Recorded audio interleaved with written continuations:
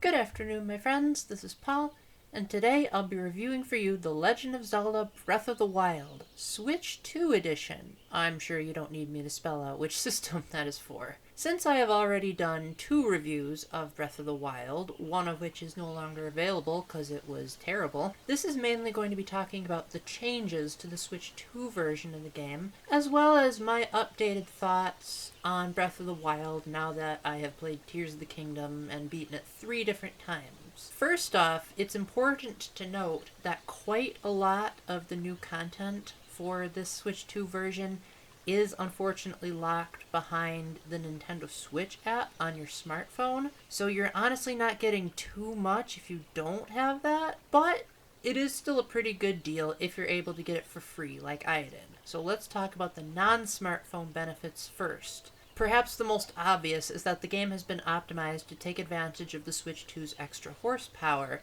The load times are significantly faster, the frame rate has been bumped up to 60 frames with no drops whatsoever. I did not notice a single stutter my entire playthrough, which is saying a lot because Breath of the Wild on the Wii U could definitely chug at points. The only thing I could think of that's still a remnant of that Wii U era is there's a little bit of poppin', but not nearly as much as it used to.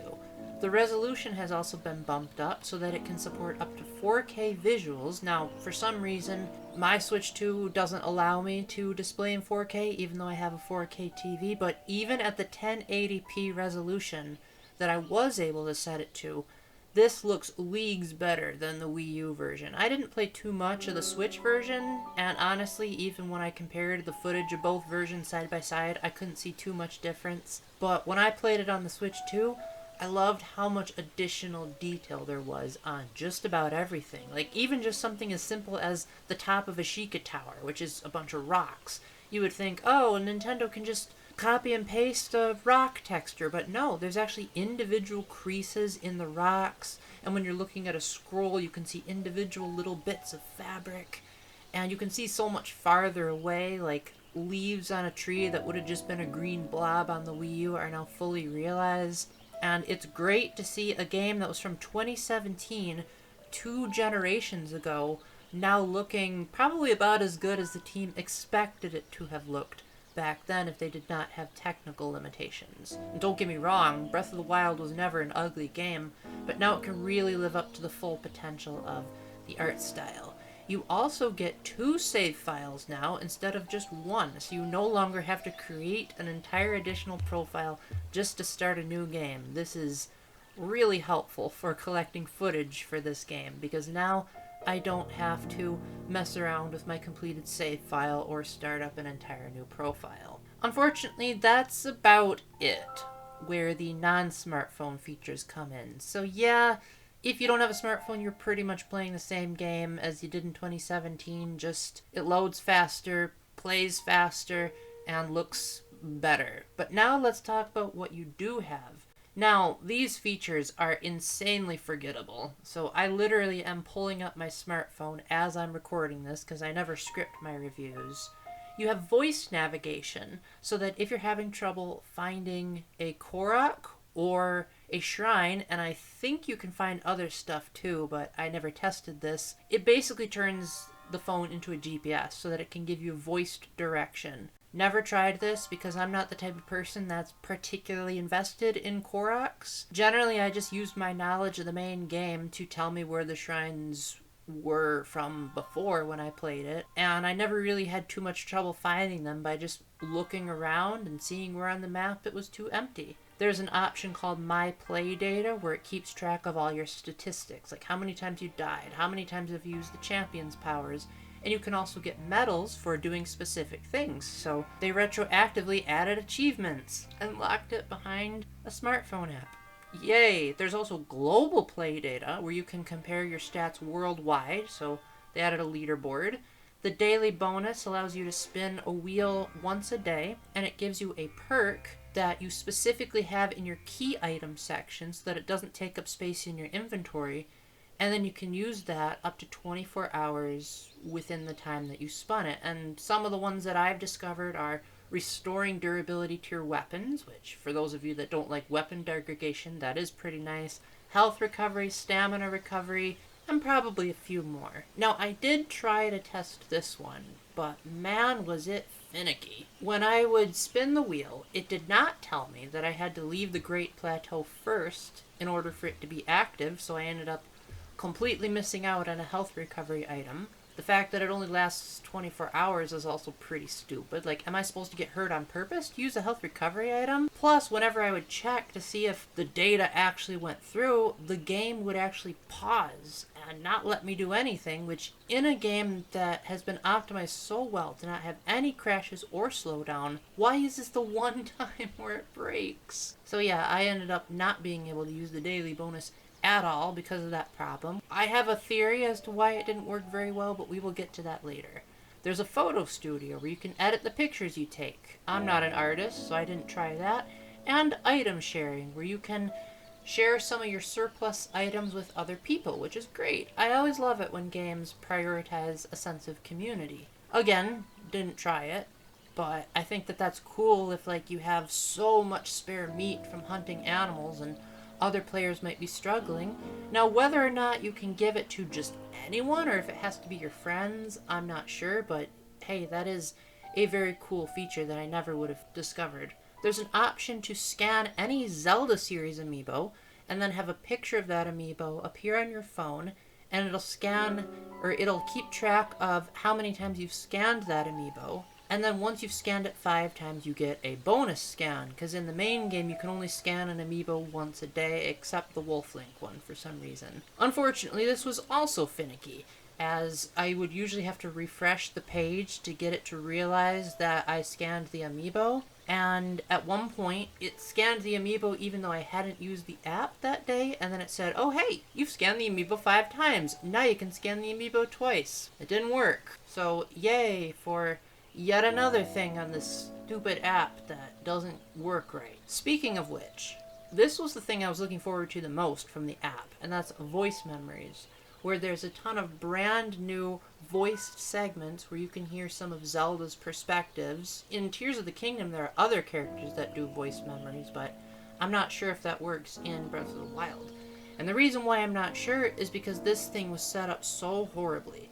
What you do is you walk around the world, and once the sensor starts going off and either making a sound or flashing yellow rings all over the place, then ooh, a bug just flew in my nose while I was recording that. Then you just hope that you get close enough, and then the game will just randomly say, boom, you discovered a memory, and then it'll start playing before you even have a chance to pause. And all these basically are there's no gameplay footage, no cutscene, you just get Zelda talking. It really is a shame that Patricia Somerset's voice seems to be going, because it does sound like she either has a cold or just is not used to doing that voice. But at the same time, I imagine the Zelda lore enthusiasts would be very happy to get all this additional context. As far as I'm aware, I believe there's over 100 different memories that you can discover, which is cool. But here's the thing. They don't give you any indication of where the memories actually are. They just say, hey, wander around Hyrule and hope for the best. Now, I alluded to the fact that there was a catch behind some of these smartphone features, and that is that you have to be connected to the internet in order to use them, which is weird because this app is called the Nintendo Switch app, and it was formerly called the Nintendo Switch Online app, presumably because they wanted people who didn't have Switch Online to be able to use special features. But if the app was renamed to simply Nintendo Switch app, why is it asking me to be online when it's saying you don't need an online membership? Even the features that you wouldn't think would require online do require that, so I imagine that's why I couldn't activate the daily bonus, because I just happened to be offline. Like, what does that have to do with anything? Is it because of some kind of internal clock? I thought the Switch had that even when you're not online. Same thing with the voice memories. It just would not connect to my Switch when I was offline because the Switch 2 is terrible at reading internet compared to the Switch 1. Maybe if they had made it so that the voice memories would just put new blips on your map that you could just go and discover, that would be cool. Or maybe if they incorporated the voiced navigation that would help you find the shrines in Korax, That would also be neat, but just blindly wandering around the world, I don't think that that's a good idea. I honestly wasn't a huge fan of discovering Zelda's memories in the main game, so trying to figure them out with even less context, not even a picture or an NPC telling you where to look, it feels like a huge missed opportunity. So if I'm ever really curious about how they turn out, I'll just look up someone on YouTube making a video. Overall, my thoughts on Breath of the Wild in a post Tears of the Kingdom timeline is still very positive. I still had a blast just about every second with this game. I love the exploration, I love how huge the world is and how open it is. Like, you can go from one end of the world to the other without a loading screen. And the only loading screens you do see are when you go in and out of a shrine or a dungeon, when you fast travel, and when you get a game over. And thankfully, thanks to the extra power of the Switch 2, those load times are now significantly faster. Some of them only take a couple of seconds. I don't even have enough time to register the tip that's displayed on the loading screen. I also feel like the common statement that people give that Breath of the Wild is just a tech demo to Tears of the Kingdom is really off. Like, I don't think it's a tech demo. It's more so of Tears of the Kingdom iterated on it, but didn't revolutionize it, which doesn't seem like a tech demo to me, because if you want to talk about what is actually a tech demo, the battle between Link and Ganondorf in the Space World 2000, that was a proof of concept, and then that concept was later perfected in future Zelda games with Link and Ganondorf battles. But Breath of the Wild still holds up really well. Like, sure, I don't think the Divine Beasts are quite as good as the dungeons in Tears of the Kingdom, but I personally have a soft spot for the Divine Beasts. Sure, the aesthetic can be a bit bland, and it is annoying that the characters will keep telling you the same thing every single time. Hey, you need a map, now you activate the terminals. That's annoying. But I like the fact that once you get the map, you can manipulate the Divine Beast to alter the entire structure of the dungeon.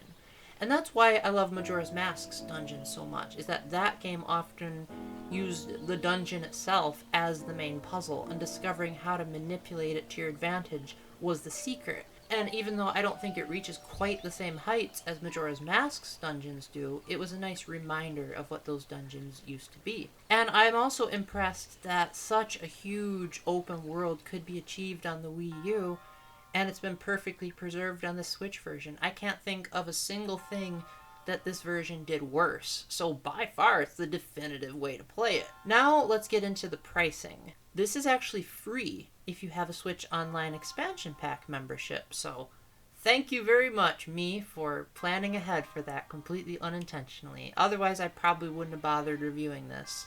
However, you can get the full edition if you just get a regular Switch card that says Switch 2 edition, but if you only have a Switch 1, you can still put it into your Switch 1, you just won't be able to access the additional features, like the other save file and the faster loading screens. It'll just play as though you're playing regular Breath of the Wild. And if you already have the Switch version, you can pay a fee of, I believe it was $20, which I guess that's not too bad, but you're also getting not too much brand new stuff if you don't have the app.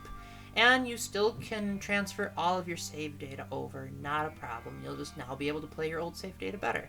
Unfortunately, the DLC does not come bundled with this edition. If you already have it, then you can obviously still use it, but let's say that you're trying to pick up Breath of the Wild for the first time, and you're a diehard completionist. Nintendo is expecting you to pay roughly $85 for this game if you want the DLC included. That is ridiculous. That is even more expensive than Tears of the Kingdom. Heck, since Tears of the Kingdom doesn't even have DLC, that's more expensive than buying that game in its entirety right now.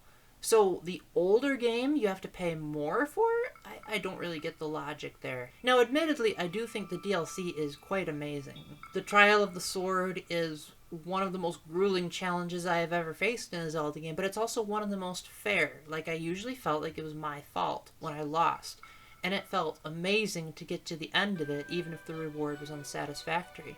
And the Champions Ballad did a great job of reinforcing how well I knew the map of Hyrule and presenting new and interesting challenges, and the reward was very much worth it, which I will not spoil just in case you don't know, but the DLC is quite lengthy. There's so much to do, and it'll probably be like half the runtime of the main game if you decide to do it. I personally would only recommend the Switch 2 edition if you already have Breath of the Wild and you get the expansion for free, or if you have some way of just getting the Switch 2 edition as a full package. However, if you don't already have the DLC, I think paying $85 for the full game is a bit ridiculous, so maybe wait for it to go on sale. But if you already have the game and you already have the DLC, then don't buy the expansion, just see if it's free because of the Switch Online membership. Overall, this has been the greatest Switch 2 experience of the year thus far.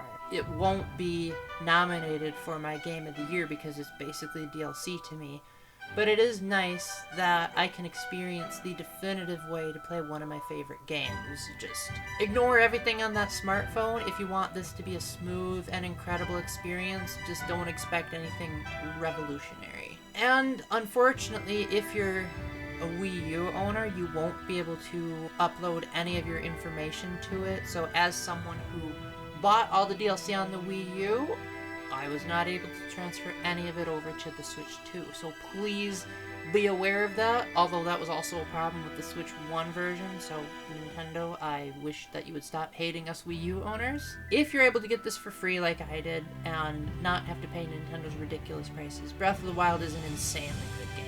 I do think that it is one of those games that you probably should purchase, because it's so massive, there's so much to do. And the world is so much fun to explore. Don't listen to the people that say it's empty. Nearly every other second I was discovering something. I guess these people are not liking the fact that there's bugs, animals to hunt, and even just enjoying the scenery. So bask in the glory of an already good-looking game now looking even better, running better, and now let's hope that once I go to Tears of the Kingdom, my favorite game will become my favorite game. So with that, thank you very much for watching, my friends. Please let me know in the comments what you think of this. And have you had any good memories of Breath of the Wild? And also, do you think it's better than Tears of the Kingdom? Let me know either way. I love starting a conversation with you guys. And until the next time, remember to keep the faith, stay epic, and God bless. Bye!